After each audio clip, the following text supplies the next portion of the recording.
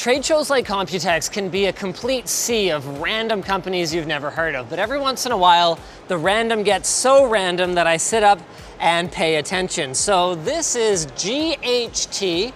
I don't know exactly what they do, but they've got weird GeForce graphics cards with sort of, looks like they kind of came up with their own way of doing the NVIDIA logo. And they're kind of older ones, like they've got a GTX 650 Ti on display here, and then they've got a poster back there. Let's go have a look at this. One of the biggest selling points in their booth is apparently this X79 motherboard, but that's weird because Intel hasn't made any chips for the X79 platform in quite literally years. So what's the deal behind this? I would like to find out. So what can you tell me about this motherboard? Yes. This motherboard can work for the game. Yeah. Yeah. And then there's the memory slot. Yeah. Yes. Is it dual or quad channel? 4 channel. Yeah. 4 channel? Okay. Yeah. So where do you get X79 chipsets? Yes, chipsets. And the CPU. Yeah. Yeah. But where do you get them? Does Intel still make these? Intel? Yes. They still make them? Yeah. Really? And then, so where do you sell a motherboard like this?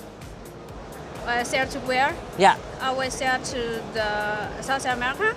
South America? Yeah. Anywhere else? Asia also. South America and Asia. Yeah. So how do they buy a CPU for it? Because Intel doesn't make these CPUs anymore. We collected the used CPU, you know, second hand. Yeah. Interesting. Yeah. So if I'm in North America, can I buy this? If you want, you can buy.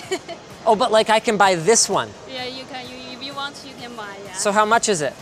This one is about 95. Okay. Yeah. What currency is that? Currency? Yeah. US dollars. US dollars. Okay, I don't have any US dollars. I have NTD. So Okay. how much NTD? NTD, I need to calculate. Okay, all right, thank you. So according to the rep here, they're getting genuine X79 chipsets from Intel, but as for the CPUs, well, we know Intel doesn't make those anymore, so apparently they collect the used ones and then they bundle them together for customers in South America and Asia. Now, they don't currently have any sales channel in North America where I could obtain something like this, but they said the pricing is about 95 US dollars, and apparently if I can cough up the money right now, I can buy it and take it home with me to test. Oh, I even get an I/O shield. Yes. Hey, deluxe. Sorry. Yes. Nice. Cable. SATA cable. All right, not bad. Okay. There you go. I am the proud owner of this random motherboard, so I don't have any of the parts that I would need to test it here with me, but that's okay. I'm gonna throw this in my bag, take it home, and see how this whole thing shakes out. All right, it's been a while. We're back in the studio. I've got my test bench prepared here, and we're ready to find out if our weird X79 motherboard made the trip back to the studio in one piece. But before we even do that, I've got a couple more interesting things to share with you. So I did reach out to Intel about the current availability of X79 legacy chipsets, and their reply was, we have no idea what they're talking about. No, we don't still make those. So that's cool. And then number two is that I did notice that this motherboard had an M.2 slot, and that felt a little weird to me at the time, but it wasn't until I Googled it and I found this link to our forum that says, NVMe support is not included in the BIOS of X79 boards. Blah, blah, blah, etc., basically not a thing. So naturally, in addition to RAM, CPU, graphics card, all this good stuff, let's see if it works with this thing.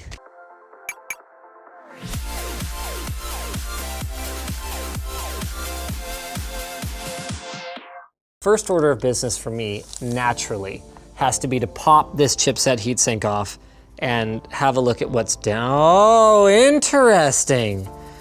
So they've got a couple of custom plastic shims on here to keep the heatsink from wobbling and accidentally cracking the die. And then they've actually got some writing in pencil on the chip that also appears to be fairly scuffed up. So it looks like my first theory that they're pulling these chips off of dead and or recycled boards and repurposing them does appear to hold some water, especially in light of that information from Intel. So I don't know why they wouldn't just be upfront about that, but hey, one thing that is potentially new is the socket. I can't think of a reason why Foxconn wouldn't still be able to provide LGA 2011 sockets. With that said, I also don't know for certain that it's new. That's not something we'll be able to evaluate though, because we do know that this is a demo unit board. I went with a 4960X, so that's the top end chip for this platform. It's a 6-core processor. I think it peaks at 4 gigahertz boost. So not too impressive by today's standards, but certainly still a very capable machine, which is exactly where the use case for a motherboard like this really comes from, because there's still all these very usable chips. But because the motherboards die faster than the CPUs do, there's no boards to put them in. I don't get it. I'm just so weirded out right now. All right, let's go ahead and install this on my test bench. And as you guys might recall, Corsair sponsored our trip to Computex 2019 where we got this board. So we felt it was appropriate to use their Hydro X series water cooling to make sure that we are getting the utmost out of our weird motherboard. You know, we wouldn't want to have any cooling issues holding us back. So we're going to be going with their XC9 Rgb Cpu Block, which has their pre-applied thermal compound, their RGB lighting, and of course, their skived microfin base. Really, really tight base on that one. I haven't actually installed one of these yet, but it looks like the mounting mechanism is about as simple as it can be. So this is the one that's designed for the high-end sockets, so your Threadripper and your Intel HEDT. All right, next we're gonna try out their compression fittings. These were made in partnership with Bits Power, so I'm expecting them to be freaking, well, Bits Power, awesome.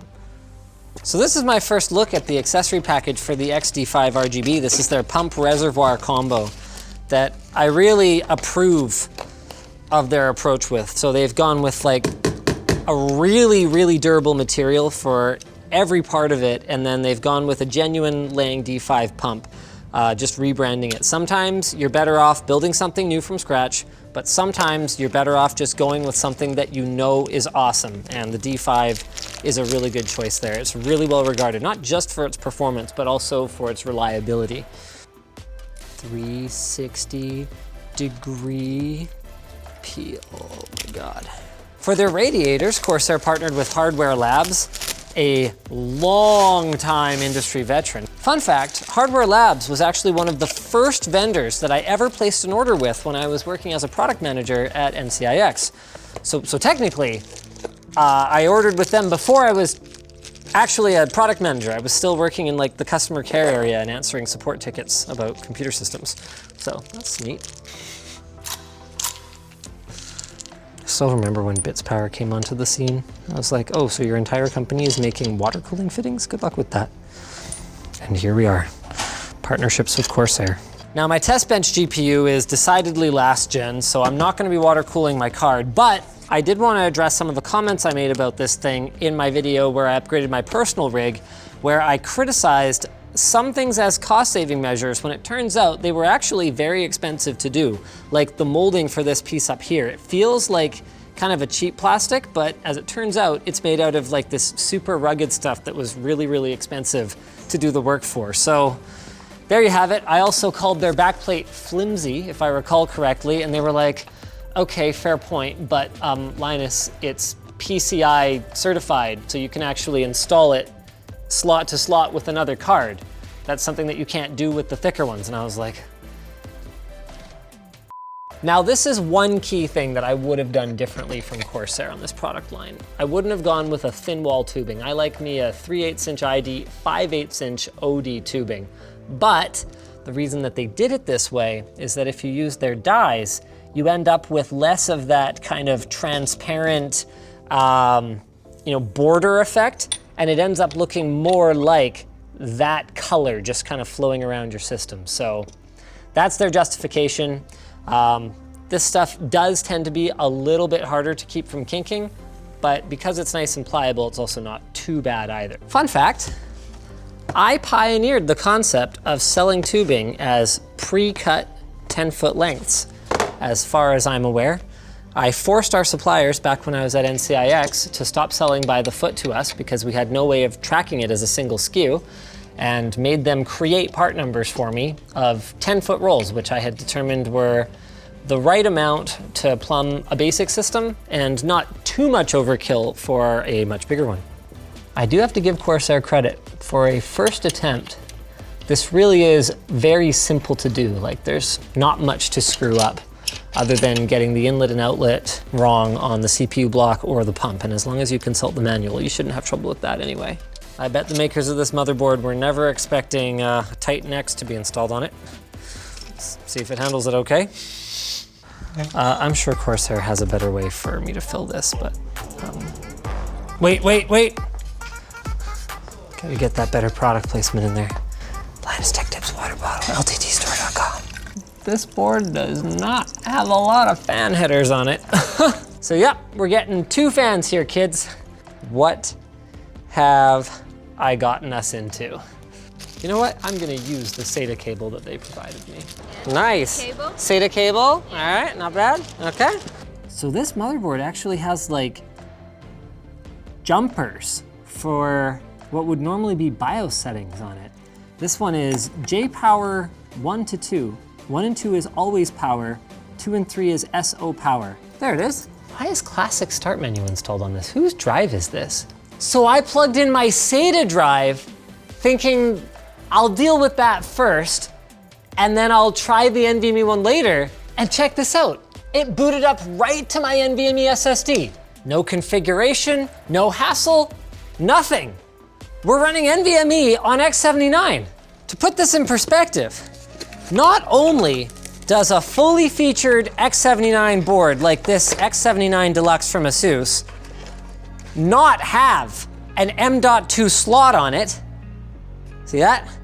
You can't even just like put a PCI Express to M.2 riser card in it because, to my knowledge, none of the motherboard manufacturers, like the mainstream ones, implemented the support for booting from it.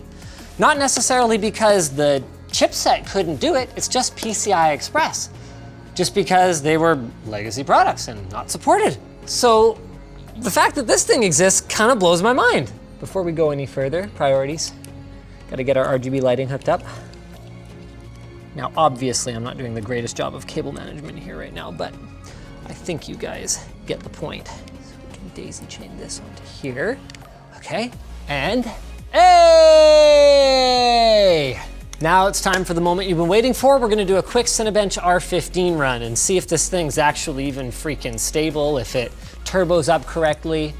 Now our score's a little on the low side, but something I noticed when I was checking out our turbo speeds is that our memory is only running at 1333 megahertz. So maybe we can go into the BIOS, do a little bit of tuning. Whoa, that is a retro looking BIOS right there, if I've ever seen one. Northbridge Configuration. Modern motherboards, and by modern, I even mean this one, do not have North bridges, but I see what they mean here. The North bridge used to be the link between the memory and the CPU.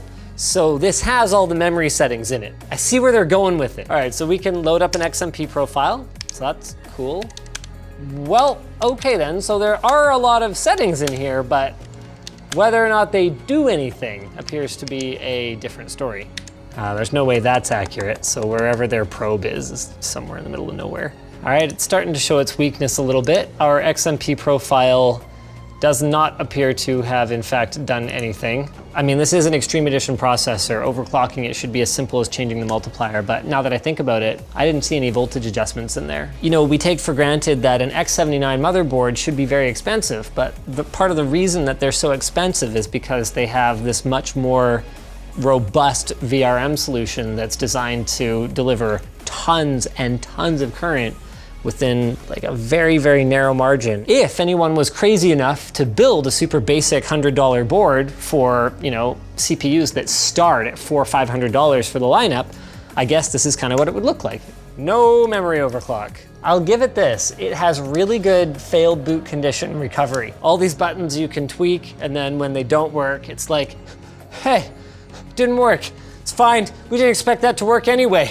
put it back to default. Hey, it turbos up to 3.9 in a lighter load. So yeah, we're getting close to that max 4 gigahertz turbo. Okay. Honestly though, that's everything I needed to know. That's a pretty smooth gaming experience. Okay, so with some quick Craigslisting, we've got 20 bucks for 4 gigs, so that you could do 16 gigs times 4 sticks for 80 bucks. So somewhere between 60 and 80 bucks gets you either quad channel 16 gigs or dual channel 16 gigs. All right, so you can get a 3960X for $100 US. And then this board is like 100 bucks. So we're talking less than the price of a brand new CPU, potentially for a board, RAM, and CPU if you're willing to do some bargain hunting. Okay, so we've got ourselves a pretty cool budget little gaming platform here, but, and I can't take credit for this idea, it was actually David, my cameraman today, who came up with this. There's one more thing that we can try out. Could it possibly support SLI? No. Okay. Well, that answers that question, David. You know what? It was a good idea. So there it is, guys. Yeah, it wasn't a perfect experience, but I mean, that's Deus Ex Mankind Divided running on very high, 2560 by 1440, and looking pretty freaking on point. So as far as budget gaming systems go, if you can get your hands on one of these, my understanding is you can find listings for it on sites like AliExpress under different brands, presumably they are rebadging it, then hey, it looks like, honestly, not a terrible option. We didn't have any compatibility issues, it boots up fast, and the NVMe M.2 drive worked exactly as expected. On another note, massive thanks to Corsair for sponsoring this video as well as our coverage of Computex 2019 in general. Their HydroX lineup of water cooling is super simple to use, looks absolutely fantastic, and we had no performance complaints about it during this video whatsoever. So you can check that out at the link in the video description. Also down there is our merch store, which has cool shirts like this one, and oh yeah, soon to be this one. This one's really cool. As well as our community forum, which you guys should totally join.